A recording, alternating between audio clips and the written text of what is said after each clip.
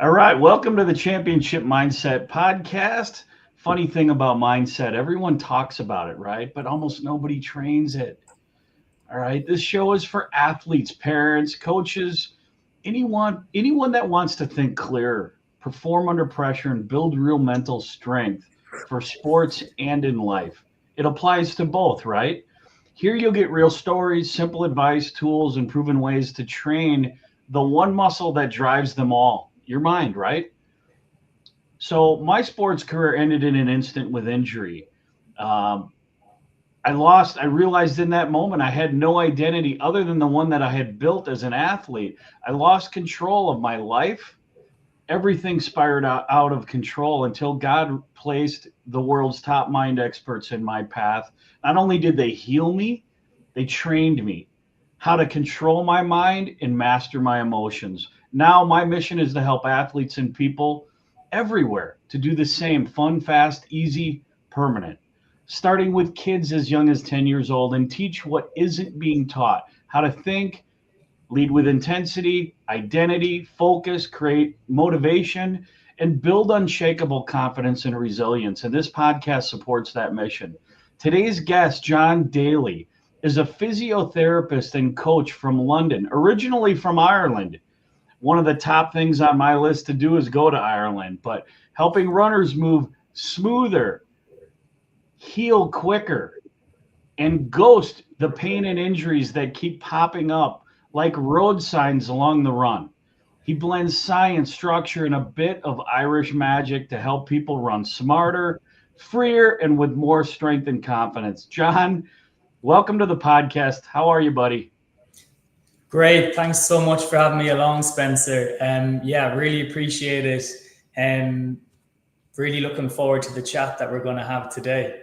Yeah, I as well. And so tell me, man, I mean, you're from Ireland, and like I said, that's on my bucket list to go to Ireland for a number of reasons. But tell us about where you came from, how you grew up in sports, and then how you squeezed running out to be that main thing, and then how did you end up in London?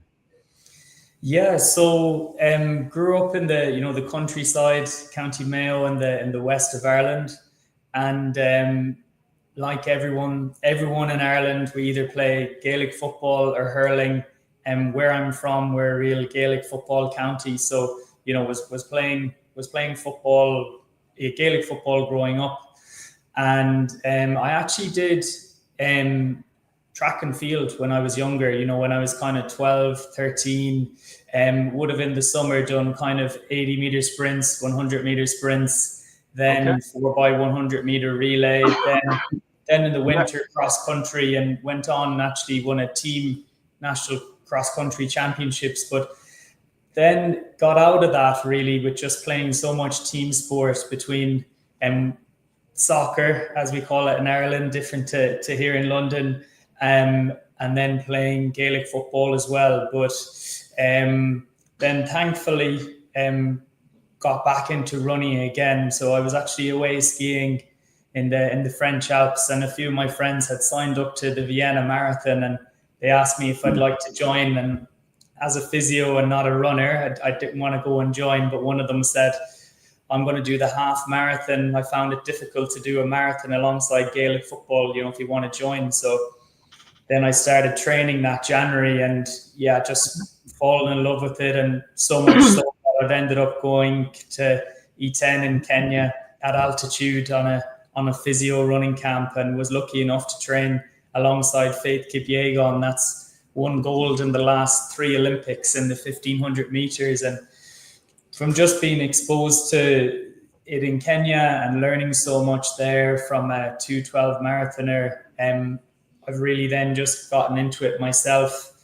And then patients would refer their friends to me as runners. And then, I was getting runners, say, back running, but then I wanted to not just get them back running, but get them, even stronger. Sure. And, faster over the line. So that's when I upskilled then to become a running coach as well too. So, Okay. that's So that's, I suppose, from the running side of things. And then moved to London then to actually study physiotherapy, where you do, 1,000 hours in several hospitals across the National Health Service. So just getting experience within different areas of physiotherapy before then specializing where I'm based now at Pure Sports Medicine in a sports exercise medicine practice in the City of London. Okay. And how did you pick London? So, pick London being that it's such a major city with so much opportunity. That's only a 1 hour flight from the west coast of Ireland. So, oh, really?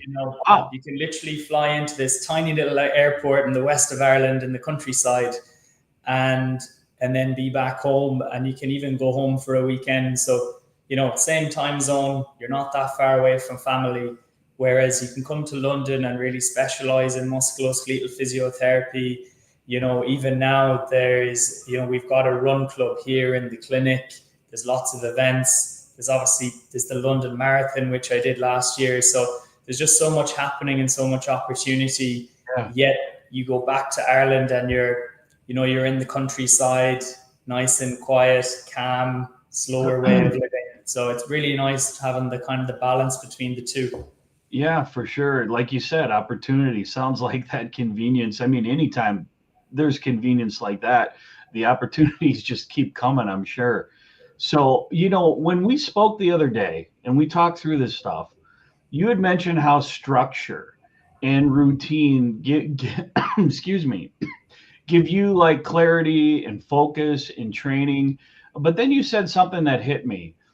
So and we were talking about mindset and everything, right? How what a big piece of that is, and how so much of that's missing in any sport at any age, right? But when you said something that hit me, when conditions change, like stress, weather, life, most people's structure, okay, begin to show cracks or voids, or how have you seen? What have you seen in that regard from like when you help people? Where are they lacking? How are those things exposing themselves? And then how are you helping to get them to adapt to it? Because I know you talked a lot about structure and having a plan. Yeah, so I'm a big believer in just trying to be consistent with things and not trying to take on too much at once. And I suppose there's two kind of approaches where I'd say if I've got, say, a physio patient that is in pain versus, say a running client that's looking purely on performance, and then there can be overlap between the two. But I try to look at everything holistically, with that there can be multifactorial cause of symptoms. So, we all have a certain amount of capacity that goes through our body. And if that capacity is exceeded, this is a simple version, then we're more likely to have an injury. But what can impact that capacity is that our level of sleep, our level of stress, our training load, our nutrition, our hydration. So, if there's a mother with young kids that's working a full-time job, I might just give kind of one or two exercises and keep things really nice and simple. If there's, say, a personal trainer in a gym, they've got access to equipment, they're training regularly, I might give them more to do, more to work with. So it's like, what's really interesting about physiotherapy is that you could have the same diagnosis, but treat things completely differently. And sure, with running in particular, a lot of runners often do like structure and routine. So, trying to have at least resistance as possible to, implementing a plan. So if someone's already doing their strength and conditioning on a Tuesday, perhaps we do our rehab on a Tuesday too.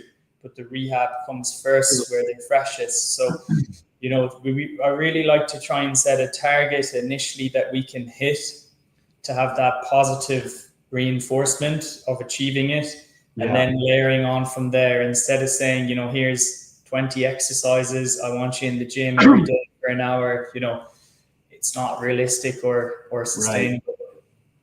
Right. Yeah. And as we were talking in my own practice, helping people through hypnosis and build that mindset and build those habits and things like that automatically through the unconscious.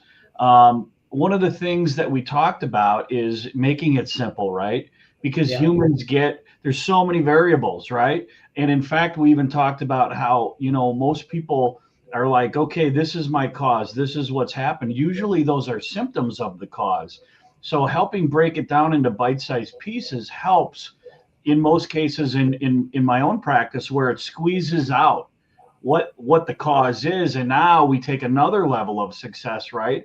And you implement little steps. It's like when I work with somebody with weight loss or quitting smoking, or like smoking, can you see yourself smoking? How many do you smoke a day? Let's say 10. Okay. Can you see yourself smoking 8? Can you see yourself smoking 6? And now their mind is adapting to that plan, right? Just like what you're saying, where it's in bite-sized, simplified pieces. And then we have the human element of where we get lazy, right? Yeah. And we're not committed to our goals. So yeah, all of that, I can see how that can come into play.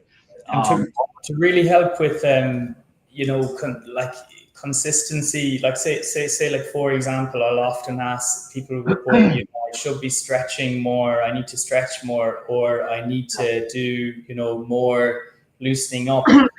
Then I'll just ask, like, everyone, roughly how many hours of sleep are you getting per night? So, some people here in the city of London could be getting kind of 5 hours of sleep per night. There's one study that was done where when people are getting less than 6 hours for 2 weeks consecutively, their risk of musculoskeletal injury almost doubled. So we want to try and look at the basic factors.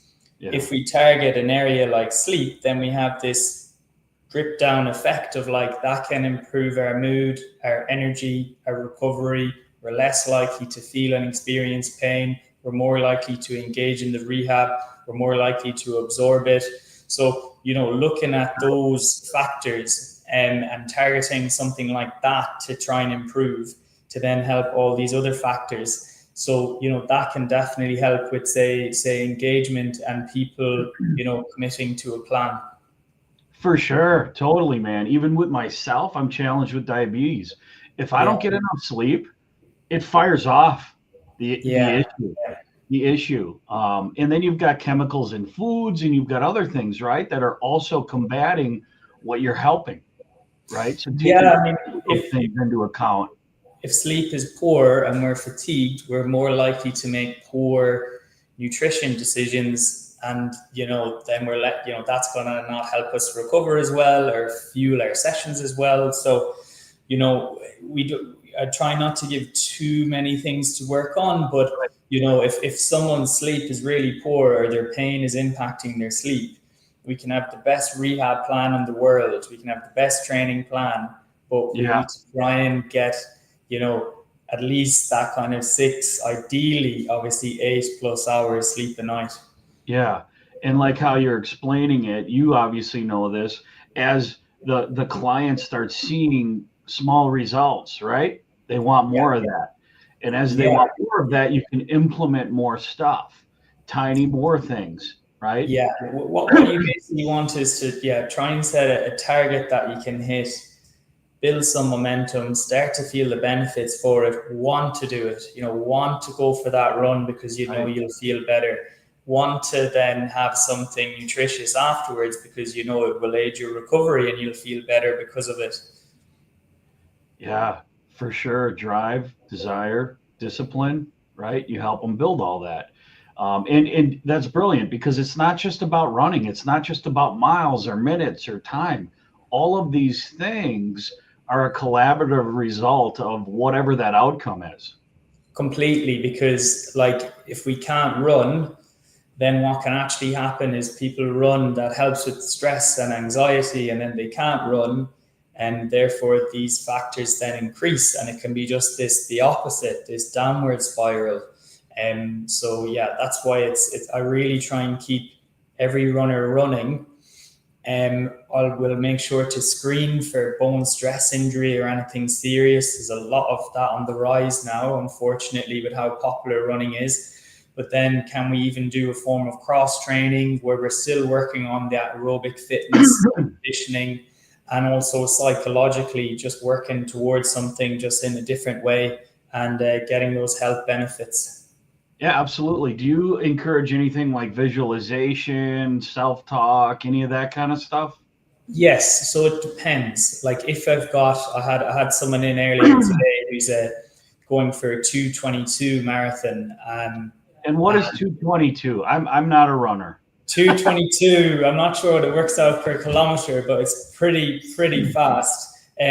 So like, if what I'd want to make sure is that, okay, the deficits I've identified, I've prescribed individual exercises to address that and help with their symptoms. I'd want someone to be carrying that out, to be maybe working on sleep if it's poor.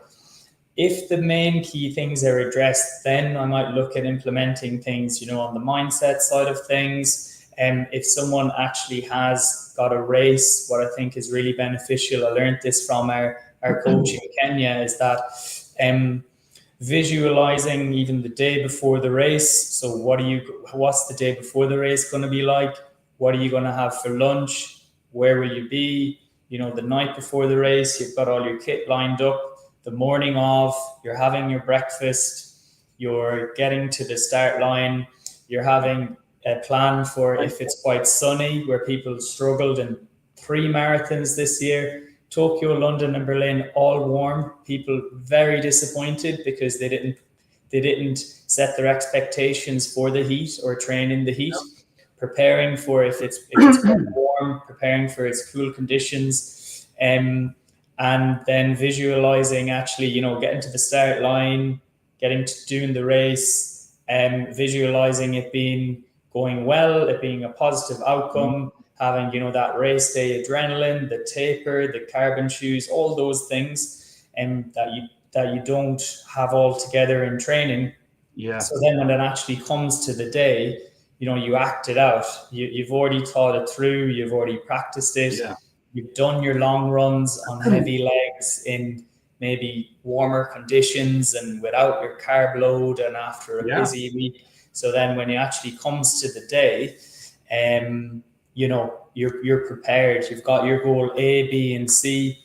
And your goal A should be kind of really up there, a good day that you're really pushing for. A goal B slightly below that if it doesn't quite come off, and then a goal C that maybe, that's kind of just above maybe a PB from the last one. Or so then, like, all these things are important to talk through, but it really is just individualized. If someone isn't kind of doing the rehab or engaging, we won't focus on all of that stuff. We need to be doing the basics well initially before we look at those finer details.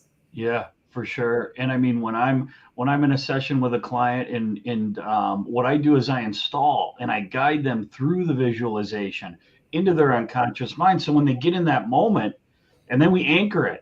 Okay, anchored is like you can squeeze your thumb and finger and it'll fire it off. Yeah. Okay. Because a lot of people will say, well, when I ask them, do you have trouble visualizing, or how are you at visualizing? Most people say, well, I have trouble. And I say, what color is your house? They go blue. I'm like, you just visualize, you visualize perfect, but people need to be guided through it. And then seeing them, right, like go through, now it's going to start raining, and now the temperature is going to drop. The surface is going to get rough. The incline changes. And then they go through this, and they have studies, many of them, that show like athletes practicing physically and then people visualizing, and the results are equal. Yeah. It's amazing how powerful the mind is. Exactly. So, that type of thing for people to hear and understand, people aren't using these tools. They're not thinking about it. And that's why this podcast exists. And thank you for coming on and talking, because mindset needs to be brought back. What happens between our ears drives everything. I think it's massively underlooked at for marathon training in particular. Yeah. People can push hard, and people can do the training and often obviously overtrain and end up seeing me for physio. But I often find that they don't often really look at the mindset side of things of like for example, when I was in Kenya last year and we went to silver medalist in the world champs, Sylvia Kibet, her house, and Hugo was there, who was fortunate enough to introduce us to her. And you know, we were asking her basically like, what is she thinking in a race? And she said, like, you know, to get to that level. And she says, a lot of people focus on the pain and think about the pain. And when you focus on something, it gets amplified. So she would have these phrases ready of, you know, I've worked for this, I've trained for this, you know, this is my day. And then what you do then, you focus on the positives and it kind of puts the pain to the side. Of course, you're still going to be really pushing. But yeah, that's often what's really important. And I find like that is sometimes, you know, people haven't actually trained the psychology side of things. And then it gets really tough that last 10K, particularly if you've never done the distance. Right. And then, yeah, you can just drop off. So that's why I've even got a 5K race myself before Valencia Marathon in December. So the 5K race is to give a really, really hard psychological push. But it's 5K, so it won't be too long to recover from. So then when it comes to that last 10K of the marathon, it's not completely foreign. And this time I've obviously tapered for that race. And there's the race day adrenaline and the crowds, whereas this is kind of, you know, a local smaller 5K on heavy legs. So, you know, you're kind of going into that race knowing that you've really pushed psychologically. So I think that's an important part of training as well too. Yeah, like we're saying, there's so many variables, but helping people put this together easily that's what we're helping people with, right?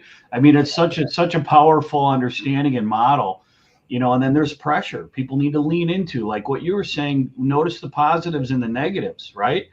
When because we're trained to be drama, we're trained to be negative, right? And you look at how we behave and react.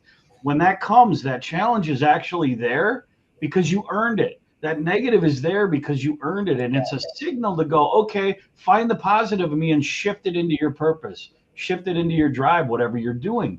Whether it's racing, playing soccer, football, it doesn't matter. That challenge is there for us, not against us. And it transforms the result. Okay. So now, brilliant stuff, man. When someone's injured, you're not just rebuilding their body, you're rebuilding their belief, right? You're readjusting. Okay. How do you help runners restore confidence? Fear of that injury is louder than their motivation. I mean, I'm sure you see that. What roles do you take on to help them overcome it? Yeah, completely. So in lots of different ways. So, you know, well, initially in our assessment, I'll be, you know, objectively testing. So I can do strength testing here in clinic in the city in Pure Sports Medicine. So with a handheld dynamometer, so the best piece of equipment for measuring strength in a clinical setting.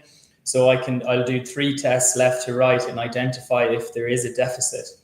So then prescribing exercises to address that deficit. So what can help them with people's confidence is that if I retest and they demonstrate an increase in strength objectively, you know, that's not me just telling them you're getting stronger, like they can see the results. So that can be reassuring and help with confidence. But also a lot of time people, understandably so, will focus on the pain. You know, I'm still in pain, I'm still feeling these symptoms. Sure. What's really important then is to look at what they were currently doing at the time and what they're doing now, and actually reminding people of, you know, now you're able to do this run, now you're running, say you weren't running at all, now you're running 3 times a week, you know, you're doing this interval session.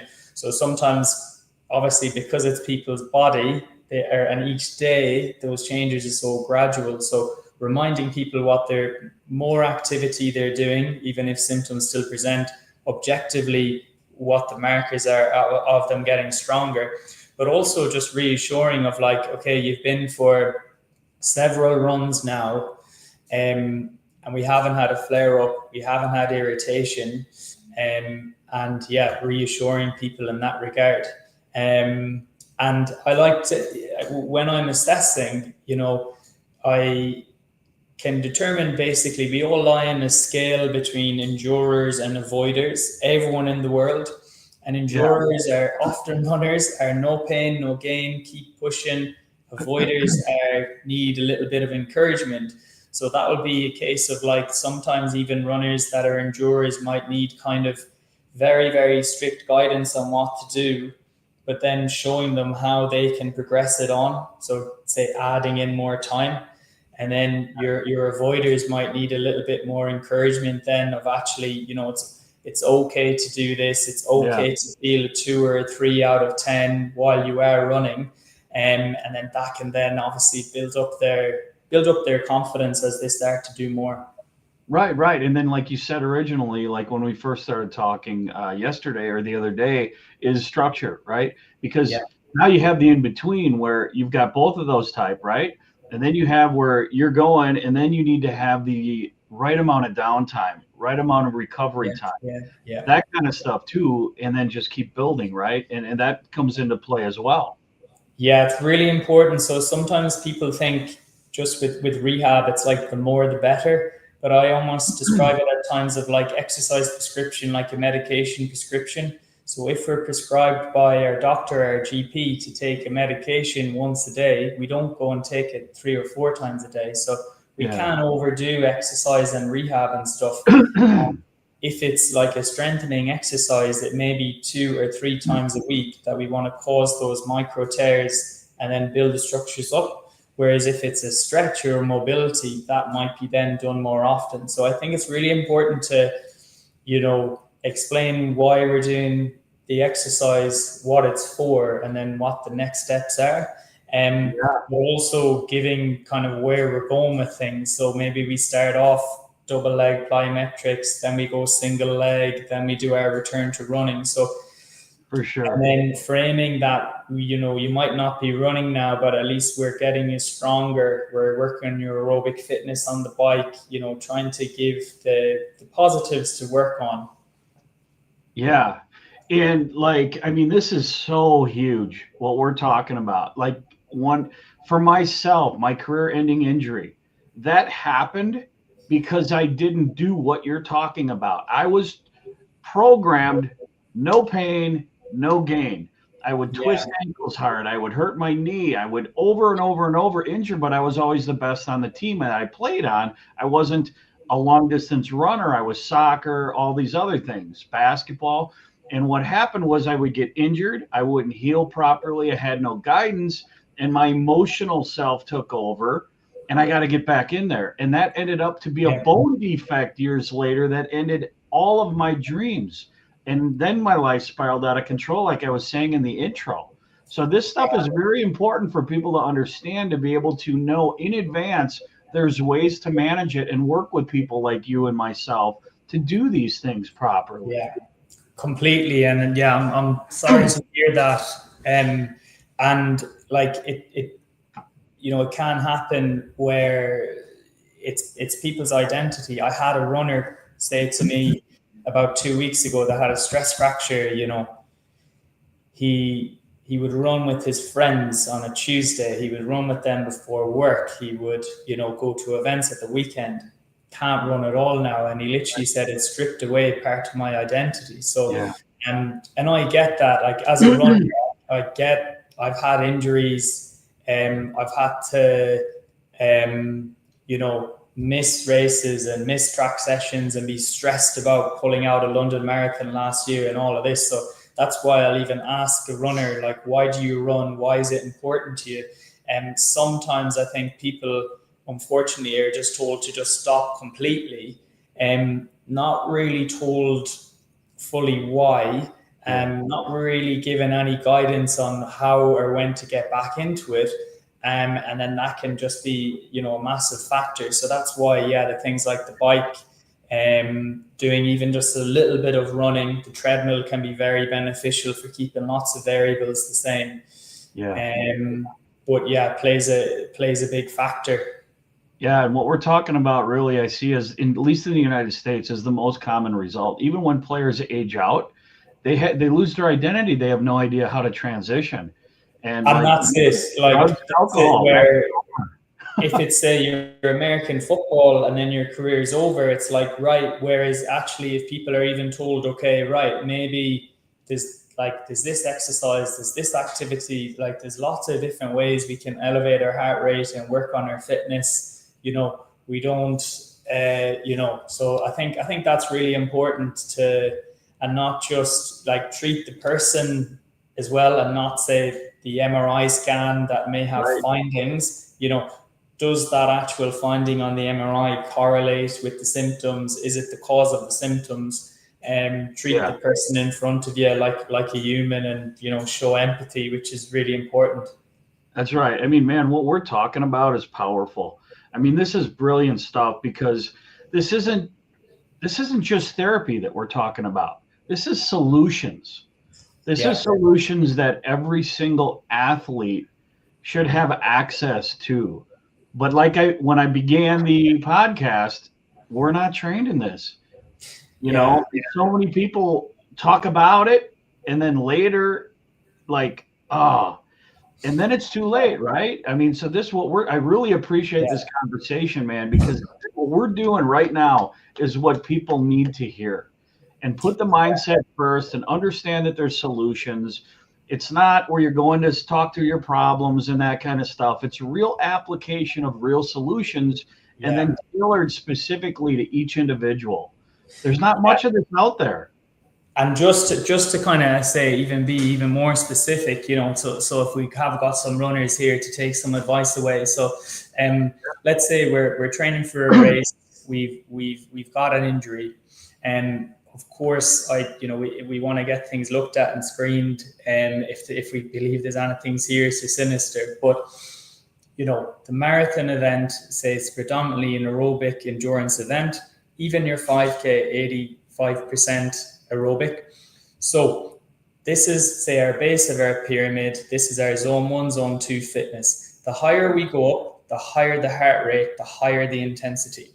So we might have an Achilles niggle, for an example. We might have a track session on a Tuesday.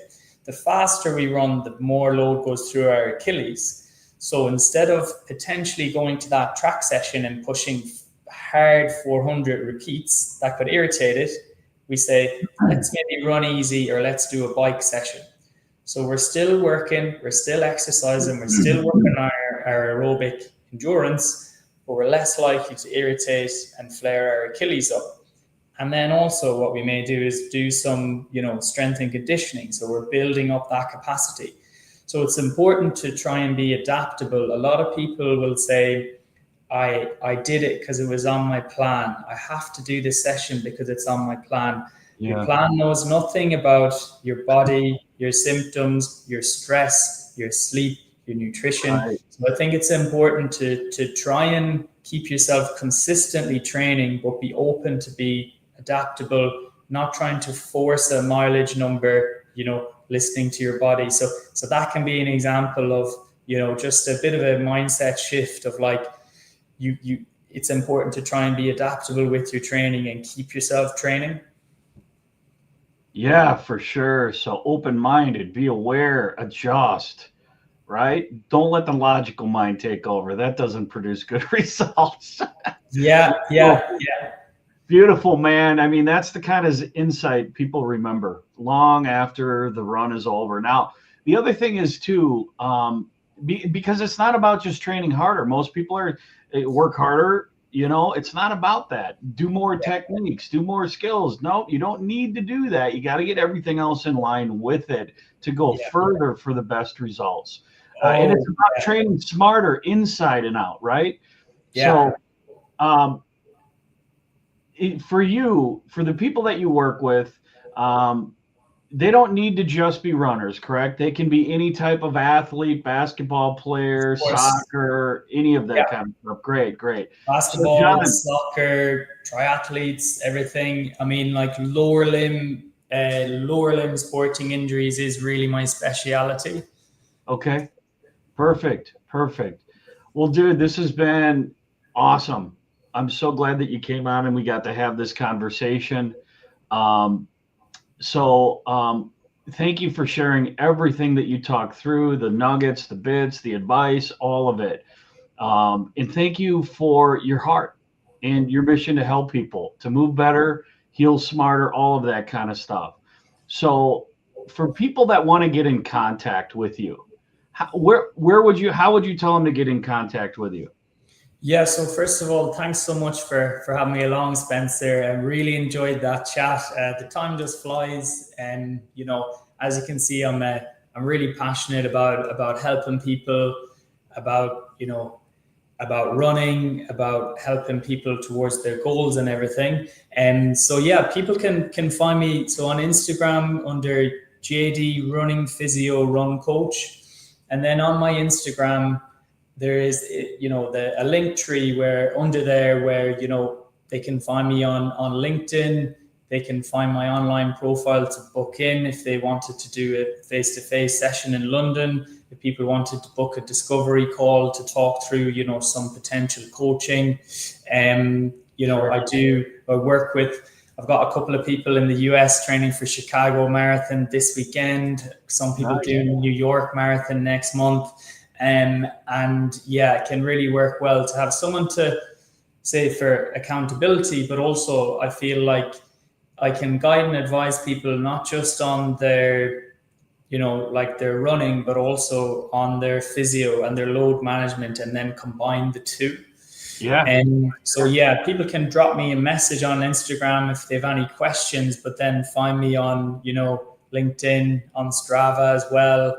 Yeah, just from there. Awesome, man. And then if I can ever help any of your people at a higher level mindset, I'm always happy to help. And for anyone listening, you can, and by the way, for anyone listening, we both do everything by Zoom. So it's very efficient. Doesn't matter where you are. And then for everyone else listening, you can catch the replay right here on LinkedIn right after this, Facebook, YouTube, and then find us on YouTube at Championship Mindset -1. And the audios will be on Apple Podcasts, Spotify, and about a bunch of other ones.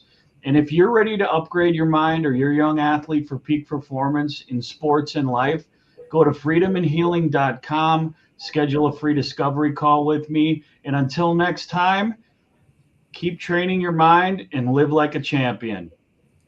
Brilliant. Thanks very much, Spencer. Really enjoyed that. Thank you for being here, man.